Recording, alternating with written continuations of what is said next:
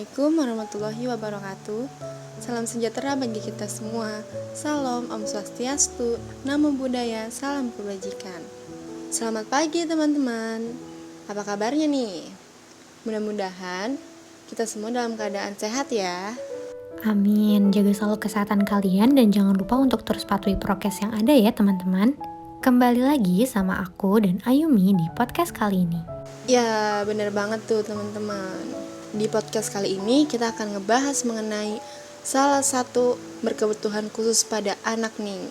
Dan yang gak kalah serunya lagi nih, kita akan bersama dengan 3 orang mahasiswi dari Prodi Pendidikan Khusus di UNJ. Wah, bakal seru abis sih kelihatannya. Gak sabar banget deh untuk diskusi bersama. Kira-kira siapa ya? Ada yang bisa tebak? Wih, emang ya, Asyifa ini suka banget bikin orang penasaran. Daripada kalian semakin penasaran, langsung aja deh aku kasih tahu. Halo, selamat pagi Milan, Aishi, dan Afifa. Halo, selamat pagi juga Yumi dan Asyifa. Halo, selamat datang ya teman-teman di podcast kami. Oh iya, aku dapat informasi nih. Belum lama ini kalian melakukan wawancara ya? Iya Sif, bener banget tuh. Wah, oke. Ngomong-ngomong, wawancara yang kalian lakukan itu untuk pemenuhan tugas atau apa sih tujuannya kalau aku boleh tahu? Iya benar, jadi kita ngelakuin wawancara itu untuk pemenuhan tugas dari Ibu Murni, dosen pengampu kami di mata kuliah anak dengan hambatan pendengaran. Oh alah, untuk mata kuliah anak dengan hambatan pendengaran ya? Berarti kalian wawancara anak tunarungu dong ya? Kalau boleh tahu nih ya, di dalam proses wawancara itu, ada nggak sih kesulitan yang kalian hadapi? Di wawancara kemarin sepertinya nggak ada kesulitan yang signifikan, Mi. Karena wawancara yang kita lakukan itu via Zoom. Paling sinyal atau jaringannya sih yang kurang bersahabat. Wawancara kemarin itu kita lakuinnya bareng sama ibunya dari narasumber, karena kurang memungkinkan juga kalau misalkan ngelakuin wawancaranya tanpa pendamping. Oh gitu ya? Oh iya, berbicara mengenai narasumber, kalian keberatan gak sih untuk memaparkan biodata beliau? Tentu kami tidak keberatan sedikit pun soal itu. Karena sebelum melakukan wawancara ini, kami berbincang terlebih dahulu soal ini dan mereka tidak keberatan sama sekali kok. Iya benar banget. Kita mulai aja kali ya untuk pemaparan biodata narasumbernya. Beliau memiliki nama panjang yaitu Muhammad Umar Hafiz, nama panggilannya yaitu Umar. Umar lahir pada 10 Mei 2004 di Jakarta. Sekarang Umar sama keluarganya tinggal di Jatiwaringin, Pondok Gede, Bekasi. Saat ini, Umar menempuh pendidikan di SMK Negeri 41 Jakarta Selatan. Umar menduduki kelas 2 SMK jurusan multimedia. Enggak hanya itu, Umar juga punya hobi berenang yang sampai saat ini ya tekuni loh. Wow, dari penjelasan kalian tadi, jujur deh, aku cukup terkejut sama jarak antara rumah Umar dari sekolah Umar saat ini. Jarak antara rumah Umar ke sekolah itu cukup jauh kan ya ternyata. Wih, keren banget loh si Umar. Dia punya semangat yang luar biasa ya teman-teman. Wah, aku setuju banget sih Ayumi. Umar hebat deh. Jadi bisa nambah motivasi untuk kita banget sih teman-teman. Oh iya, aku mau tahu dan tanya lebih lanjut boleh ya? Faktor apa sih yang menjadi penyebab dari kondisi Umar saat ini? Iya, jadi faktor penyebab ini kan sebuah hal yang penting ya untuk kita ketahui teman-teman. Jadi ketika Umar dalam kandungan bundanya Umar itu sempat terkena cacar air. Dan pada saat proses kelahiran, bundanya Umar cerita kalau leher Umar itu nyangkut ketika proses persalinan berlangsung. Selain yang disebutkan Aishi, ada sebab lain yaitu berat badan Umar yang tergolong besar. Selain itu, pas Umar berusia 3 bulan, dia pernah jatuh dari kasur. Bundanya bilang kalau hal itu juga bisa jadi faktor penyebab ketunarungan Umar. Dan bundanya Umar mengatakan saat Umar sudah berusia 2 tahun, dia masih belum dapat berbicara selayaknya anak seumuran Umar saat itu. Pada akhirnya, dibawalah Umar ke dokter untuk mengetahui apa yang sebenarnya terjadi pada Umar.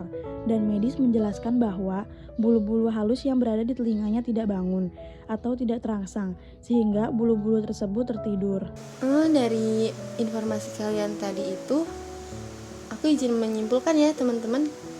Jadi tuh aku menyimpulkan bahwa faktor penyebab kondisi Umar saat ini itu karena 3 kemungkinan tersebut ya?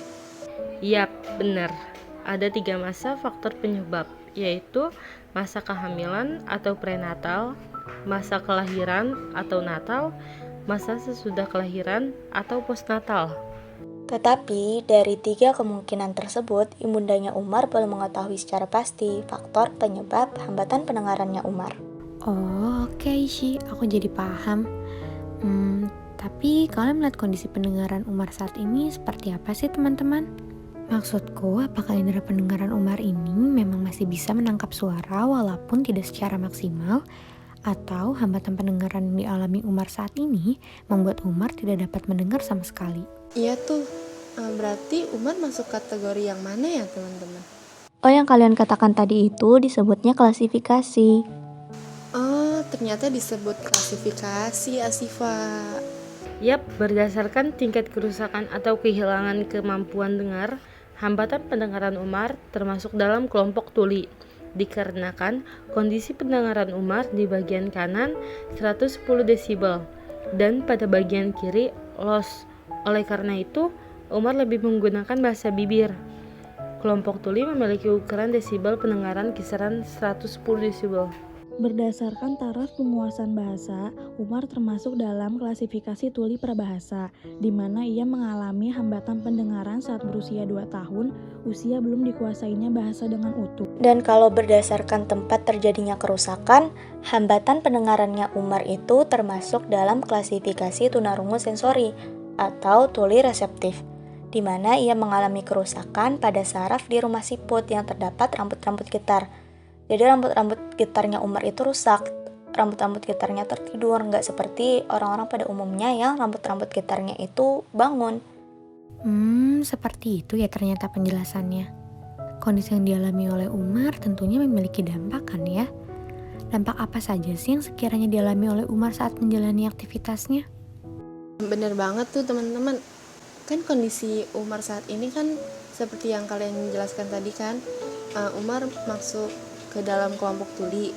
Nah, pasti ada dong dampak pada kehidupan sosialnya, bahasa, ataupun kognitif pada diri Umar.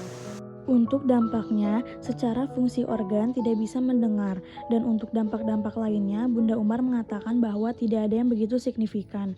Umar baik-baik saja dikarenakan orang tuanya mendidik dengan baik. Orang tua Umar menganggap diri Umar seperti anak pada umumnya. Dan untuk memperkenalkan Umar dengan lingkungan sekitar, bundanya menulis benda-benda sekitar di kertas dan ditempelkan ke benda tersebut.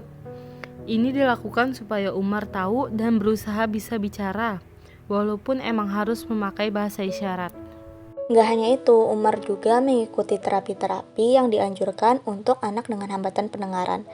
Dan untuk kemampuan kognitifnya, Umar itu termasuk anak yang cerdas loh. Umar dapat melakukan kalistung dan saat ini Umar unggul dalam hal mendesain. Wah, Masya Allah, orang tua Umar ternyata merupakan orang tua yang sangat suportif ya teman-teman. Hal ini ya yang ternyata dapat mendorong Umar untuk menjadi anak yang berprestasi. Ngomong-ngomong soal terapi yang dilakukan oleh Umar itu, terapi yang seperti apa sih teman-teman? Dan pelayanan apa aja sih yang diberikan kepada Umar selain terapi tersebut? Terapi yang Umar lakukan yaitu terapi bicara di Rumah Sakit Proklamasi THT. Dan untuk pelayanan lainnya, orang tua Umar memfasilitasi Umar dengan alat pendengaran, lalu menyekolahkan Umar di sekolah khusus untuk tunarungu, dan melakukan identifikasi terhadap lingkungan sekitar seperti yang sebelumnya kami jelaskan. Di sekolah khusus tersebut, Umar diajarkan bahasa isyarat untuk berkomunikasi dan dengan gerak bibir juga untuk memahami ucapan atau perkataan orang lain. Oh iya, ada yang mau aku tanyakan nih terkait suatu hal. Tapi mohon maaf ya sebelumnya karena mungkin hal ini terdengar cukup sensitif. Untuk beberapa orang yang belum paham, mungkin akan mudah ya melontarkan pertanyaan seperti kenapa nggak dioperasi aja dan sebagainya. Nah, apa sih tanggapan kalian untuk pertanyaan yang seperti itu? Dalam wawancara kemarin, kami sempat menyinggung hal ini kepada bundanya Umar. Beliau tidak ingin melakukan operasi rumah siputnya Umar dikarenakan mensyukuri ciptaan Allah. Wah, ternyata Ibunda Umar juga turut memberikan tanggapan untuk pertanyaan tersebut ya. Obrolan kita pada kesempatan kali ini benar-benar menarik dan seru banget sih teman-teman. Banyak banget ilmu pengetahuan baru yang kita peroleh. Boleh banget nih kepada teman-teman narasumber untuk memberikan closing statement terlebih dahulu sebelum podcast ini berakhir. Saya ingin memberikan sedikit pesan nih. Jika kalian yang mempunyai hambatan, itu bukan masalah besar untuk masa depan kalian. Jika kalian ingin berusaha, berdoa, dan berikhtiar, pasti ada jalan terbaik untuk masa depan kalian. Dan untuk orang tua yang mempunyai anak berkebutuhan khusus, dukung anak tersebut sehingga dia mempunyai semangat untuk menggapai cita-citanya. Terima kasih. Wah, keren banget. Terima kasih ya Milan atas closing statementnya. Ada yang ingin menambahkan lagi nggak nih teman-teman? Ayo dong kepada narasumber yang lain, kita persilakan nih untuk mengungkapkan closing statementnya.